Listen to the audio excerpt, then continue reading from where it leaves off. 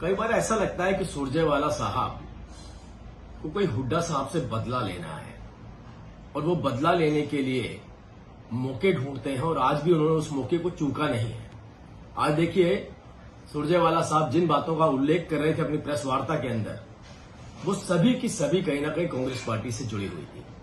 उन्होंने कहा कि कुछ गैंगस्टर्स के नाम लिए उन्होंने, और कुछ गैंगस्टर के वो भूल भी गए होंगे शायद लेने। तो आज हम ऐसा करते हैं कि उन गैंगस्टर के भी नाम लेते हैं जिनको शायद वो कहीं ना कहीं प्रेस वार्ता में भूल गए। इसके अलावा भी कुछ गैंगस्टर हैं, संदीप गडोली, सतीश कठूरिया, दीपक पहलवान, मनोज भाटी, करमवीर बधाना, अनिल ढिल्लो, ये सब वो गैंगस्टर हैं जिन्होंने हरियाणा के अंदर भरपूर बर्बादी मचाई, जिनका बहुत बड़ा योगदान था हरियाणा के अंदर फिरौती के लिए, हत्याओं के लिए। और ये वो गैंगस्टर हैं जिन्होंने बार बार ये क्लेम किया कि मौजूदा सरकार, मतलब हुड्डा साहब की जो सरकार है, उसका संरक्षण इनको प्राप्त है, तो कोई उनके खिलाफ पुलिस भी कार्यवाही नहीं कर सकती। और उस वक्त की विपक्ष की पार्टियों ने भी इस बात को बार बार उठाया कि पुलिस का संरक्षण और सरकारी संरक्षण के चलते ये गैंगस्टर सक्रिय हैं। बड़ी दिलचस्प बात मैं आपको बताना चाहता हूं कि आज एआई का युग है।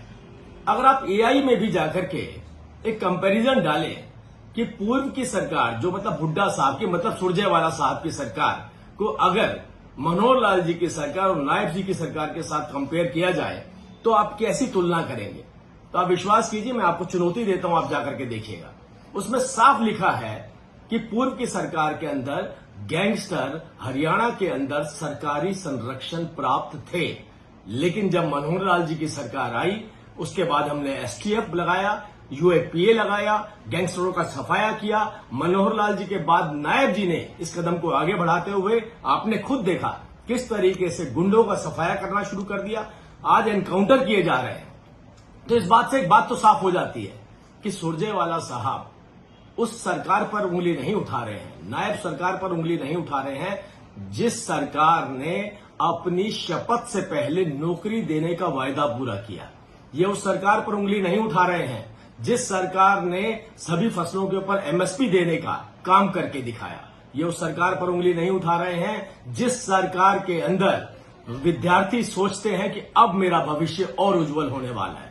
ये उस सरकार पर उंगली नहीं उठा रहे हैं जिस सरकार ने हरियाणा को वो दिया जिसकी कल्पना भी नहीं की जा सकती थी। अरे एक मुस्कुराता हुआ चेहरा, जनता के बीच में रहने वाला चेहरा, एक कड़ा प्रशासक जिसने वो करके दिखाया जिसकी कल्पना हरियाणा में नहीं की जा सकती थी। हरियाणा ऐसा दौर नहीं देखना चाहता जैसा दौर उसने 2005 से लेकर के और 2014 के बीच में देखा। अगर मैं एनसीआरबी के आंकड़ों की भी बात करूं तो आप आज हुड्डा साहब ने कहा एनसीआरबी के आंकड़े, अरे भाई 2012 से लेकर 14 में तो केवल 2 सालों की बात कर रहा हूं, 12 से 15% बढ़ोतरी हुई।